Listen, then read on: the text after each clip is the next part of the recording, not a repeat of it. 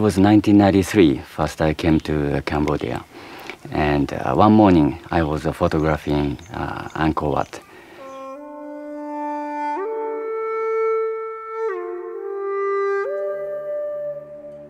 A few minutes later, I found myself surrounded by children. They are very cute, sweet, with shining bright eyes. But I noticed a few of the children didn't have an arm or legs, and I found they are the victim of a landmine.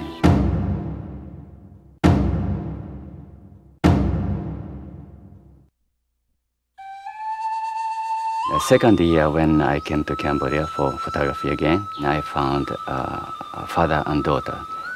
And the girl happened to be about the same age of my daughter, about 10, 12 years old. And while I was there, the girl died in front of our eyes. That was a moment I decided I want to do something about it.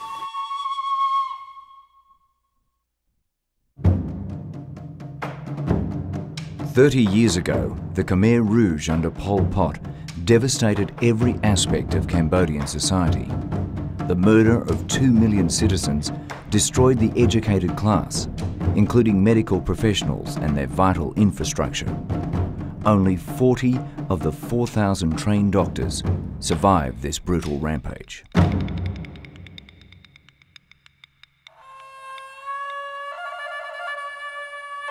Deeply affected by his encounters with impoverished and malnourished children in desperate need of medical care, Khenro was moved to action. He formed Friends Without a Border, a foundation designed to bring awareness and funding to pediatric care in Cambodia. In Cambodia, about half the population are children under 15, and that's a huge portion, and that is the future. So if we don't take care of the children well now, there's no good future. Basic healthcare does not cost a lot here. Things that we take for granted in the more developed countries, people and children are lacking here, and they don't cost a lot. So it's just an issue of having the presence and having means and infrastructure to disseminate the right information about health and the medication.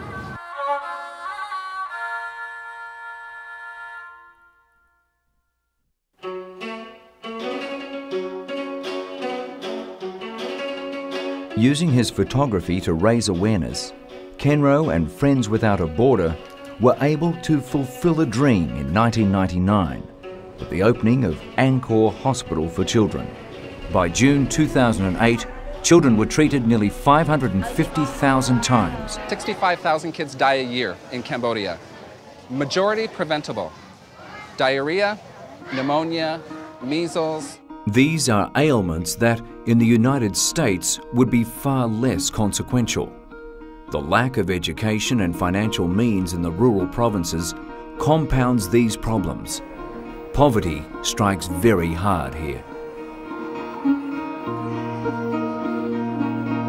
The average weekly wage in Cambodia is around $7, but the cost of transport to the Angkor Hospital can be far greater than that. Sometimes they need to borrow the money from other neighbor or to sell the cow or the house or whatever, just for reason to get some money to get here, because they can get the best care in our hospital. This is Chuon An, one of the more fortunate ones to make it to the Angkor Hospital for Children. Born with the HIV virus, he was originally admitted to the hospital suffering from acute malnutrition and pneumonia. As the result of Angkor Hospital for Children's care, Chuon An is now able to lead a more normal life back at home.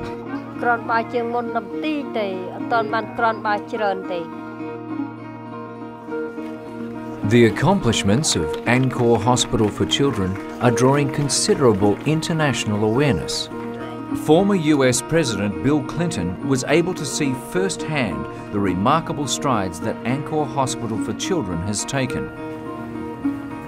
A visit to any children's hospital is always a moving experience, and the President's visit was no exception. President Clinton was inspired by the care and attention for sick children that is cultivated at Angkor Hospital for Children. His visit to the hospital gave hope and encouragement to patients and staff alike and left a lasting impression on all who witnessed it.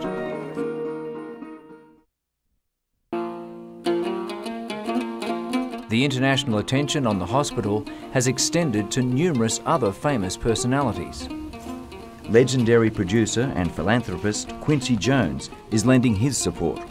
He sees firsthand another element in the success of the hospital, the home care program, where doctors and nurses visit recovering children in the home environment of Cambodian villages. Her husband died.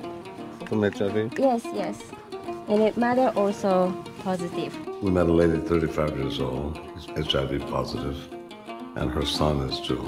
She has 4 children, but only 1 infected. It just tears my heart out to see so much grace and elegance and inner peace that you just can't even describe. It's incredible. In addition to the home care program, the hospital provides medical expertise for health education in local communities. Also, we're working with the capacity building and health education program to send the doctor and nurses to provide care at the community and also to get training in our hospital and then to provide the care to patients at the health center. This concept instills a measure of empowerment and community esteem. The Angkor Hospital for Children exists not only to treat children in Siem Reap, but is now recognised as an official teaching facility and a great asset to the entire country. Between 2006 and 2007, more than 1,350 Cambodian doctors, nurses and nursing students attended training programs at Angkor Hospital for Children. As of 2008, due to the growing number of patients, less than $2 million can fund Angkor Hospital for Children for a year. Angkor Hospital for Children is a remarkable institution. There they have a keen understanding of the needs of the families and the children. They're a very understated place. They're diligent, industrious, dedicated to the children, and it shows. They just do their job, and they do it incredibly well. They're an inspiration, actually, to the many other hospitals and clinics throughout the country. Despite the well-deserved recognition as an educational hospital, the grim reality of the day-to-day work is never far away. This is certainly the area where we have the sickest children in the hospital. 25% of the kids in this room will die. Almost 1 a day person will die here. The reason kids die, number 1 reason, they come to the hospital too late. So many people pass hospitals on the way to get to this hospital. If we can start to work in those hospitals and build up what they're doing, the kids won't have to wait as long. It means just less kids will die. There will be quality service closer to where they live.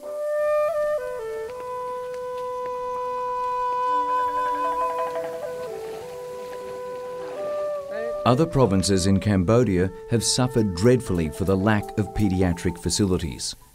Angkor Hospital for Children has proved to be such a success that it can now reach out to assist regional hospitals and drastically improve paediatric care. This reminds me of Siem Reap Provincial Hospital. 13 years ago, first I came to visit. There are patients or empty beds, but really no pediatricians. As a typical government hospital, it lacks many basic necessities to provide even the most elementary healthcare. From the lack of supplies to the absence of doctors, these facilities struggle to meet the growing need. I like to see that we recruit a few of doctors and several of nurses from existing hospital here and train in our hospital, in Angkor Hospital for Children, to bring them their skill up to that standard of our hospital. Because the teaching aspect is very important for our project. without the teaching, there's no future.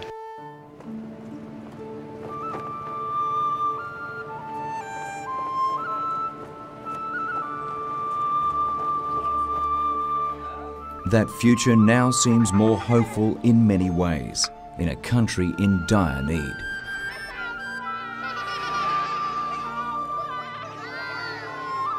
There are 40 regional hospitals like this in whole Cambodia. Theoretically, if we can apply this same program into every 40 hospitals, then whole Cambodia's children's in a good hand. Friends Without a Border needs your help. As little as $300,000 can provide a paediatric wing at a regional hospital. Less than $1 million can fully fund a project like Angkor Hospital for Children. A simple dream of one man can become the reality of many.